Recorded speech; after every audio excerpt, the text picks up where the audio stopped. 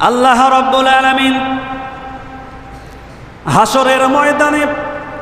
সমস্ত মানুষদেরকে একত্রিত করে সেই জায়গায় যখন মানব জাতিদের হিসাব নিকাশ শুরু করবেন, কবরের থাকবে আল্লাহ রাব্বুল আলামিন, মাটি ফেটে সব বের হয়ে আসবে, সবাই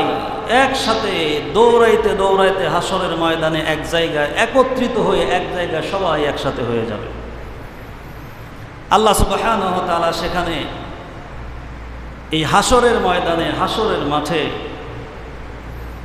ইমানদার,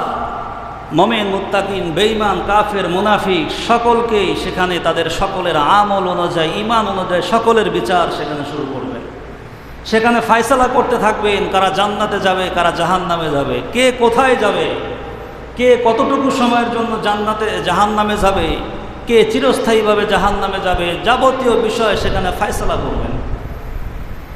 এবং এই ফয়সালা করতে গিয়ে যে সময়টা অতিবাহিত হয়ে যাবে, আল্লাহ সুবহানাহু ওয়া তাআলা সূরাতুল মাআরিজের 4 নম্বর আয়াতে বলেন, এই সময়টা হবে 50,000 বছরের মতো লম্বা সময়। এটা আমাদের কাছে খুব ভয়ানক মনে হচ্ছে যে 50,000 বছর আমরা বিচারের কাঠগড়ায় হাসরের ময়দানে দাঁড়িয়ে থাকবো, এটা কেমন একটা ভয়ঙ্কর মনে হয়। কিন্তু না, নবীজি আমার এই আয়াতের তাফসিরে জানিয়ে দিয়েছেন, যারা কাফের তাদের কাছে 50,000 বছর লম্বা দূরত্ব মনে হবে,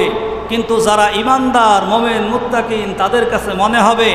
এক নামাজের রক্ত থেকে নিয়ে আরেক নামাজের রক্তের মাঝখানে যেমন ডিফারেন্স, তাদেরকে মনে হবে এতটুকু সময় মাত্র আমরা এখানে অবস্থান করেছি।